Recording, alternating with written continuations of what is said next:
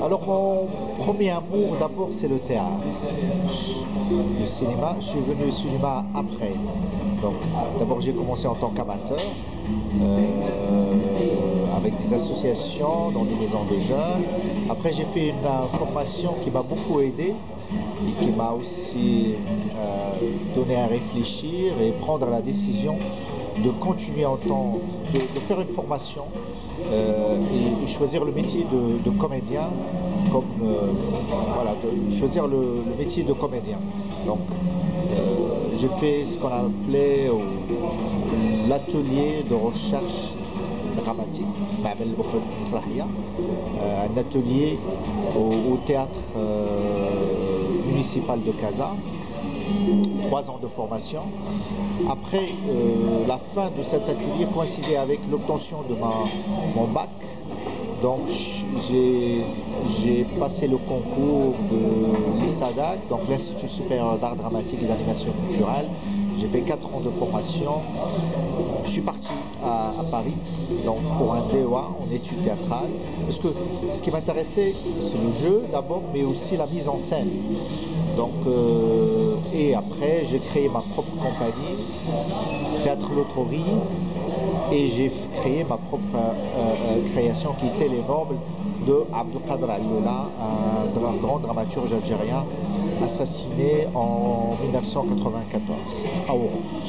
Alors mes pièces étaient montées en 2 versions, donc en version française et ce que j'appelais du zapping. Les mêmes acteurs, mais ils jouaient en français et jouaient en Darija. Donc on présentait, ça dépend. Quand on faisait des tournées en Europe, on jouait en français. Quand on faisait des tournées au Maroc, on jouait en Darija. Après, donc ça m'a... on a fait appel à moi en tant que comédien pour jouer devant caméra. Et ça a démarré en France, à Paris, avec Pascal Breton, une réalisatrice française, donc un moyen métrage intitulé La 8e nuit. Donc c'était mon premier rôle, vraiment mon premier rôle devant caméra, dans un film cinéma. Et ça m'a donné envie de continuer, sans faire trop d'efforts pour provoquer des rencontres et tout ça.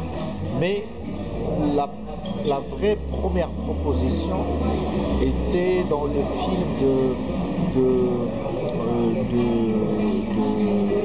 Mohamed Abdelrahman Tazi, Les voisines d'Abou Moussa, qui est un film d'époque qui parle du Maroc 14e, 15e siècle.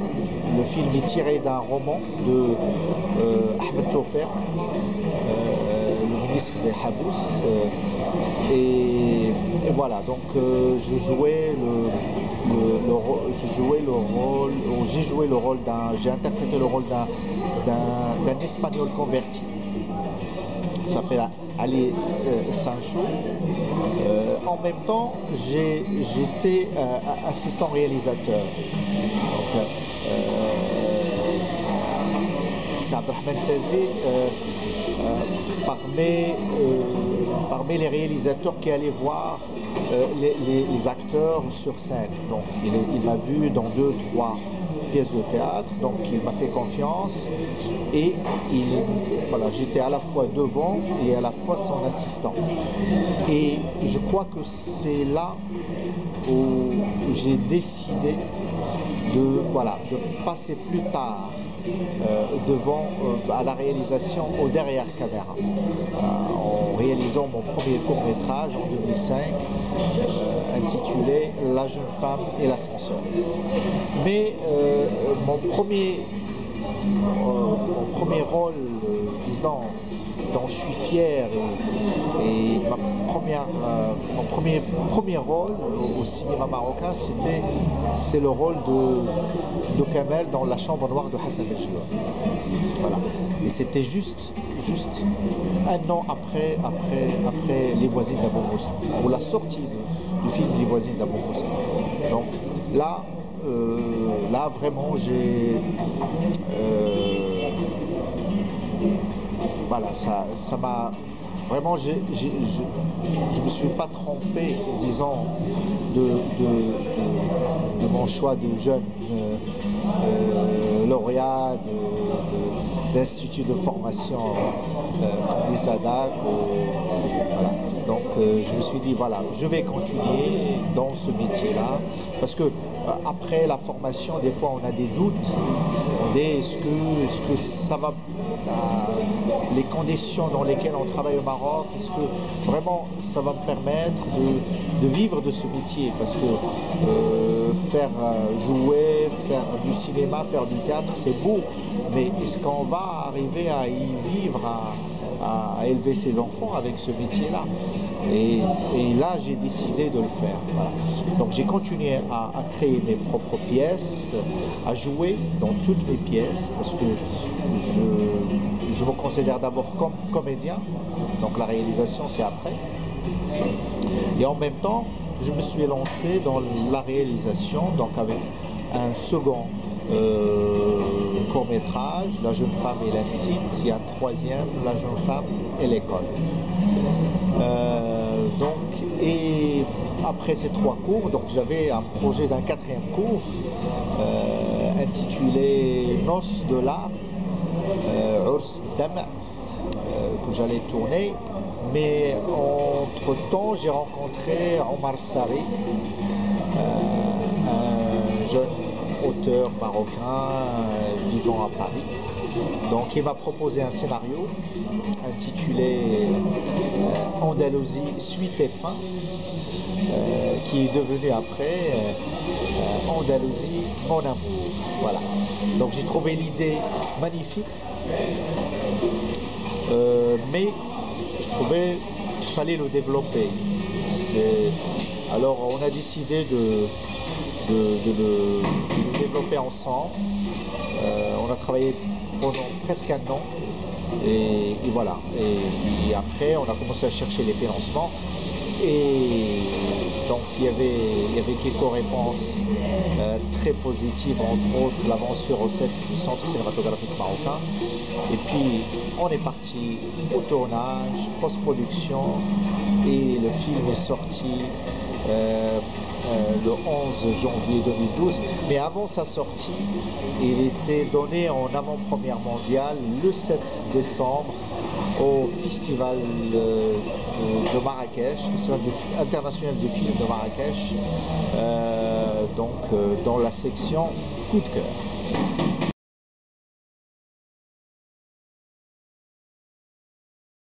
La première fois que je rentre dans une salle de cinéma, je crois que c'était en début des années 70, je devais avoir 6-7 ans. Mon frère, donc c'était le lendemain d'une fête, donc la fête du Ramadan, je me rappelle très bien. Alors mon frère, il m'a dit, tu fais des économies, tu essaies d'avoir tant d'argent pendant l'Aïd et je te ramène au cinéma. Et effectivement, donc j'ai économisé pour avoir de l'argent et pour lui et pour moi pour pouvoir rentrer. Et donc on est allé à Cinéma Al Medenia, donc à Sbeta, à Casablanca. Je me rappelle très bien, il y avait deux films, la salle était pleine. Le premier film c'était un western avec Charles Bronson. Et le second film était un film hindou. Voilà. Et donc j'étais vraiment devant deux genres, deux cinémas différents, deux genres différents. Et ça m'a beaucoup marqué. Surtout le fait d'être devant. On avait un téléviseur noir et blanc à la maison et se trouver devant un écran géant et voir les images en couleur, ça m'a vraiment surpris et j'étais agréablement surpris. Après, j'ai commencé à aller au cinéma tout seul. Il y avait pas loin de nous donc une autre salle qui s'appelait Cinéma Al Hassania, on pouvait aller de mon quartier Sidi Athman jusqu'à cette salle. La salle faisait des matinées, donc surtout dimanche matin à 10 h, il y avait des films disons, pour jeune public. Sauf qu'une fois, ils se sont trompés. Ils nous ont projeté un film érotique pendant 5 minutes. Le mec, il a réalisé qu'il s'est trompé, que c'était pas le bon film. Et donc, ils ont arrêté. Et les enfants qui criaient et tout. Voilà, c'était... J'ai jamais oublié ça. Malheureusement, cette salle est devenue un Qessaria. Mais après, donc, quand j'étais au collège, au lycée, donc on a commencé à aller beaucoup plus loin. Donc on allait, surtout par rapport à mon quartier, Sidi Athman, un quartier populaire. Donc petit à petit, j'avance dans l'âge, donc 12 ans, 13 ans, 14 ans, on allait vers des salles qui projetaient un seul film, un film, disons, de qualité. Donc Shahrazad, Cinéma Atlas, Mamounia. Et petit à petit, on allait vers les grandes salles de Casa, donc Rialto, l'APC, Lynx. Voilà. Quand je suis devenu à 10 ans, quand j'avais 16, 17 ans, partir aussi avec tu vois, les copines, les copains. Donc voilà. Donc là vraiment, on a commencé à choisir nos films. On discutait les films après. Il y avait quand même. Et en parallèle à ça, je me suis inscrit au Centre culturel français. On les appelle maintenant les instituts français. Donc il y avait aussi des projections de films. Il y avait aussi des séances de vidéo. Donc les films qu'on n'arrivait pas à voir donc, sur grand écran, ils étaient projetés en vidéo. Donc la carte ou l'abonnement nous permettait de voir les deux. Et c'est là où j'ai vu pas mal de films français qui m'ont marqué, comme Dernier Métro. En tout cas, j'ai vu des films en noir et blanc, tu vois, des films français qui m'ont, comme le jour se lève, comme les Enfants du paradis de Carnet, comme les films de Truffaut. Et ça m'a... J'avais 10 ans, jeune, j'avais une préférence, je préférais le cinéma américain. Mais là, quand j'avais 16-17 ans, je faisais des activités théâtrales et tout ça. J'ai commencé à jouer dans des pièces. Mais c'est à l'Institut français, c'est au Centre culturel français, que j'ai apprécié vraiment un certain cinéma français, surtout le cinéma d'auteur. Mais en parallèle, on a commencé à voir d'autres films qui arrivaient, donc surtout le cinéma italien, à part les films western avec la sauce italienne. Donc il y avait d'autres auteurs qui m'ont beaucoup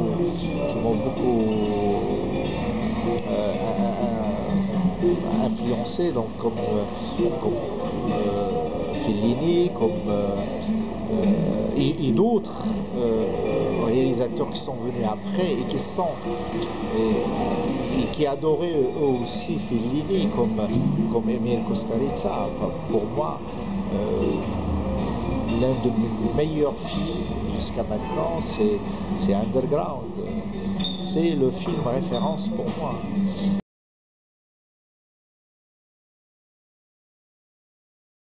Alors les Voisines d'Abou Moussa, c'est un long métrage de Mohamed Abdelrahman Tazi, une adaptation d'un roman de Ahmed Tawfir. C'est autour du soufisme de Abou Moussa, Sophie qui a choisi de vivre dans un fandaq au milieu des prostituées. Voilà. Et moi j'interprète le rôle de Ali Sancho, un Espagnol converti, un artisan qui va se marier avec la plus belle de la ville de Salé et la plus pieuse aussi de la ville de Salé. Mais ce personnage aura beaucoup de problèmes avec le gouverneur de Salé parce qu'il s'est marié avec la plus belle. Voilà. Donc je garde beaucoup de souvenirs de cette expérience parce que c'était mon premier grand rôle au cinéma marocain, parce que j'étais aussi assistant réalisateur. Donc j'ai pris goût à ce va-et-vient devant et derrière caméra. J'ai vécu les coulisses de la préparation et du tournage. J'étais pas concentré sur mon rôle, j'étais aussi intéressé par les autres rôles, par la mise en scène, par la direction des acteurs. Voilà.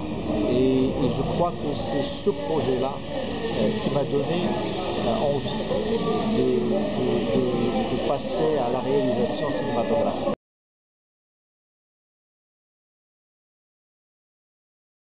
Pour La Chambre Noire, d'Herboulay Shrif, de Hassan Djelloun, donc je me rappelle très bien, il y avait une avant-première du film de Tzazi, Les voisines d'Abou Moussa, et après cette avant-première à Casablanca, Hassan m'a donné le scénario de La Chambre Noire. Et voilà, je l'ai lu,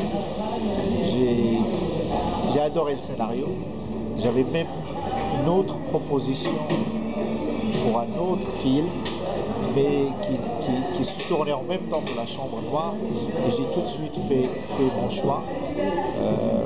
Ce qui m'a plu, c'est d'abord jouer dans un scénario basé sur un roman autobiographique, jouer le rôle de quelqu'un, même si c'est une adaptation libre, mais de quelqu'un qui a vécu, Jawad Mditch, parce que La Chambre Noire est tirée d'un roman autobiographique de Jawad Mditch. C'est un film d'époque parce que c'est les années 70. Ça se passait au moment où moi j'étais très jeune, encore enfant, j'avais 7 ans. Je devais être au CP ou COA. Voilà. Mais j'avais quand même, pour cette période, j'avais quand même des souvenirs, parce que dans le quartier on en parlait de ces jeunes qu'on a enlevés, qui sont en prison parce qu'ils parlaient, parce qu'ils étaient opposés au régime, etc. Donc voilà, le défi c'était ça, c'était de jouer un rôle qu'il fallait composer, voilà, le costume, la façon d'être. Et j'ai fait pas mal de rencontres avec Jawad Mditch. On s'est rencontrés plusieurs fois. On a parlé, je lui ai posé des questions. J'ai rencontré sa maman pour savoir aussi, connaître un petit peu ce que les familles subissaient, et toutes ces choses-là, toutes ces informations m'ont vraiment aidé, m'ont alimenté pour pouvoir défendre le personnage.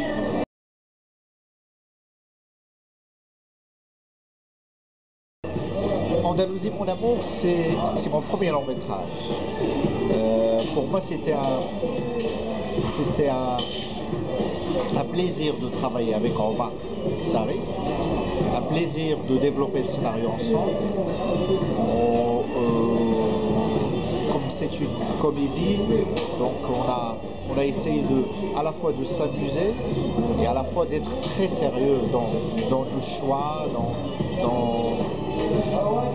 dans la construction des personnages, dans la construction de la trame en général. Le tournage n'était pas pas facile, mais ce qui m'a aidé, c'est que j'ai bien préparé le tournage. Et moi, je considère que la préparation est 60% du travail d'un tournage. Donc j'étais bien entouré, aidé par la coproductrice Rachida Saadi. Si j'étais avec un autre producteur, si j'étais pas mon propre producteur, je ne crois pas qu'on allait me laisser partir au tournage qu'avec l'avance sur Océane. Donc j'ai pris ce risque d'aller qu'avec l'argent pour le tournage. J'avais pas l'argent, j'avais pas les moyens pour la post-production.